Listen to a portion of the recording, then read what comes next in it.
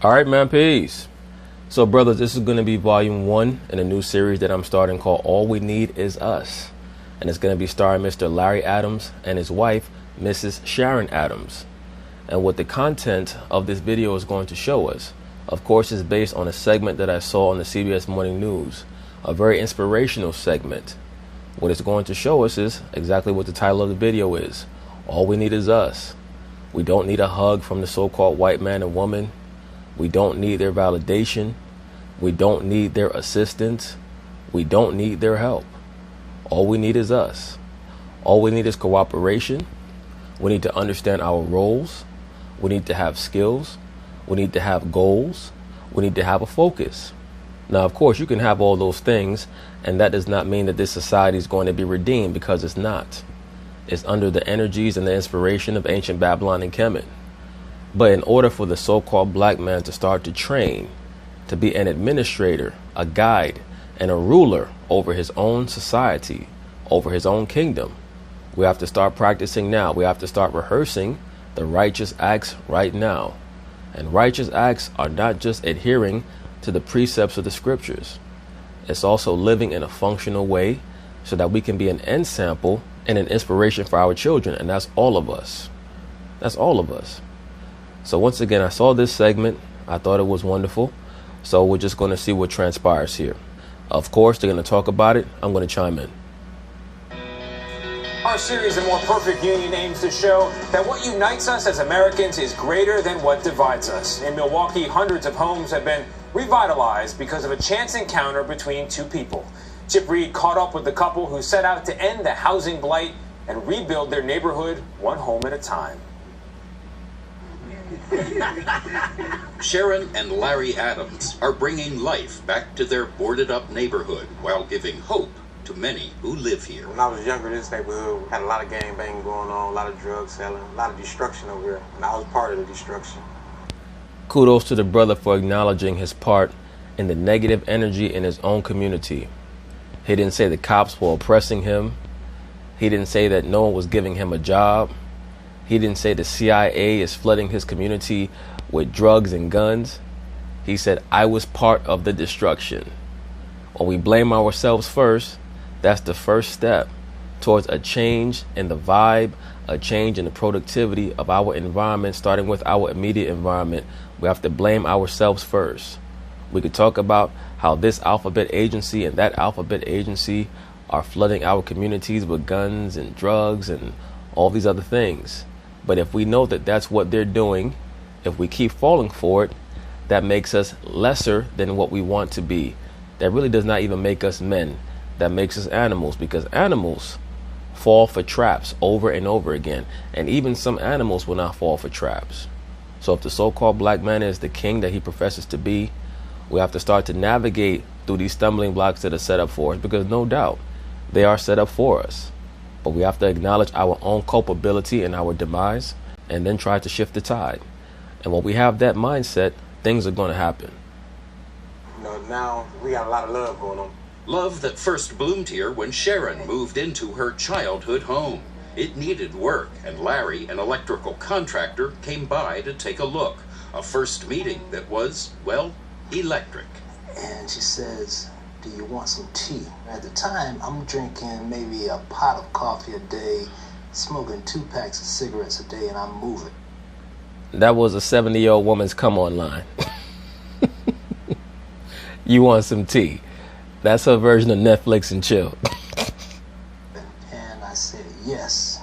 Sharon hired him, but love got in the way. After I rewired the house. You laid some pipe. Is that what happened, brother? You finished all the circuitry, and she said, okay, is the house done? He said, no, there's still some plumbing I got to do. I'm just playing, all right? I'm just playing. I fired myself because that's a conflict of interest. So I've been working pro bono ever since. Working the past 2 decades with the help of donations to restore more than 100 homes in this stretch of the city blighted by riots. But it's never happened here in Milwaukee. And neglect that left their neighborhood classified as undesignated. That's because people in the neighborhoods that they live in share a symbiotic relationship. The neighborhood is a reflection of the mindset of the people, and the mindset of the people is a reflection of the neighborhood. When people say their life sucks, it's normally because the neighborhood sucks. When people say their neighborhood sucks, it's normally because their life sucks. So we have to find a way to change that toxic paradigm. When we clean up our lives, our homes, our houses, our apartments tend to reflect that. Our school systems tend to reflect that. We love to talk about how bad the schools are in the so-called black community. Well, let's be for real. A lot of the badness and the turmoil that goes on in schools that are in majority so-called black communities are because the children go to school with a cavalier attitude on education. And a lot of that is a trickle down from what they're seeing in the household. The parents are not accentuating the importance of education and paying attention in school. So of course the children are not going to carry a correct attitude into the school system. They're going to carry the same negligent attitude that they get from the household into the school. And look, we already know that a lot of the elements of the curriculums in these schools are hogwash and nonsense, particularly when it pertains to history. But there are certain essential universal lessons that are taught in all schools. Mathematics is a universal language, meaning wherever you go on the earth, 1 + 1 = 2. We have to understand these basic concepts and precepts, no matter what school you go to. Reading comprehension is very, very important. So those are elements that we have to embrace at the end of the day. We just have to stop blaming others all the time for our issues, and not because they're not necessarily culpable. Of course, there's a certain amount of societal engineering that is meant to ensure that our people get the short end of the stick.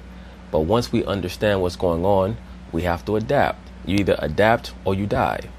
This couple right here has come together based on the ingenuity that they have and the skills that the man has. And of course, they have a loving relationship. Their relationship is so loving that their love is bountiful now. It's starting to abound on the whole community. And that's what happens when the black woman wants to work with her man and when the man actually has the skills to build. We have to be able to build in some way, shape, or form, even if you don't necessarily have the skills of a construction worker, an electrician, a plumber, a welder, etc. There are certain things that we can do to build. If you can teach, go ahead and teach. If you can sing, go ahead and sing. Whatever it is that you can do that can uplift your environment. And the most important thing is have goals, have a vision for yourself, and see that vision through to the end. And understand that there are going to be people who try to stop you. You have to omit those people from your life. Normally, they're going to ask out. Once they see that you're that focused on your goals that you don't want to waste time with them, they're going to ask out of your life in some way, shape, or form. Especially the woman. If the woman sees that you have a passion or an interest that transcends her, she's going to become offended, and that's okay. You really shouldn't be dealing with women until you reach the pinnacle of your goal anyway. 700 people, households. Undesignated, which means you're irrelevant to us. Right. And we looked at each other and say, undesignated. What does that mean? Unacceptable. The unlikely spark for change happened right on their street. We see lights flickering outside of the house, drug activity. And what were those lights? Crack pipes. Crack pipes. Yeah. And is that one of the moments when the two of you decided we've got to do something about this? I asked you to fix it. You. She looked at her husband and said, I asked you to fix it. And brothers, that's what the woman is going to do when she sees that we're in our right mind. Because once again, they know that the man is their head. That's why their relationship is so positive. Because she looks at him for guidance and he actually has somewhere to guide her. And she knows that it's the so-called black man's job to clean up his own community. It's not the white man's job to do it. We have to stop looking to the white man for everything and then getting upset and throwing a tantrum and trying to claim that you're so racially conscious. These white people this and these white people that. And you're not doing that from a sincere perspective. You're doing that from an attention-mongering perspective. You're doing that from a validation perspective. You're doing that from a white daddy, please come save me perspective. I watch you on TV every day and I love you, white daddy. Please help me out of this conundrum that you put me in. It's not going to happen. The so-called black man has to be the savior for himself and for his people. That's that. And the niggas that don't want to get down with the salvation, they have to go. They have to be removed. They have to be eliminated. Whatever it is, they got to go. You asked him to fix it. Did you say please? I did say. It's always please. That's all I mean. Look into those eyes. It's always please. But to grow a community, you have to start with a seed. So they also planted gardens, even orchards. 42 peach trees. So we have orchards, enough orchards. In Milwaukee. There's an amazing psychological effect that plants, flowers, and trees have on the human mind when you look around, especially trees that are blooming with fruit. Fruitfulness resonates in the human mind as abundance, as positivity, as a place where you can grow as a person, because subconsciously you're seeing trees grow there. The bees start coming back around to pollinate the flowers. That's somewhere where you tell yourself, I can actually do something with my life here. When we look at rundown neighborhoods, we normally think of cement, of pavement, of concrete, of rundown vehicles. We never think of flowers, we never think of grass, we never think of trees. Milwaukee of all places, correct. You have bees making honey, creating a buzz that brought businesses, including the neighborhood's first restaurant, a juice bar, and opportunity for people like Darius Wade and Henry Hopkins. Did you ever think you'd be a role model? Back in the days, I wanted to be a different role model. I wanted to be the biggest drug dealer. I want the little kids to look up at me doing that. Now Hopkins runs a different kind of crew. A landscaping crew launched by the Adamses to beautify these blocks. So the Adamses are not only a force for positive energy, they're also employing their own. That's what it's about, man. Our people have to start thinking on that level. That's how we build, at least for the remainder of our time period here in this captivity, in this society, whatever you want to call it. Either way, we have to stop looking to other races for our salvation, for any type of inspiration, for any type of impetus. It's not going to work.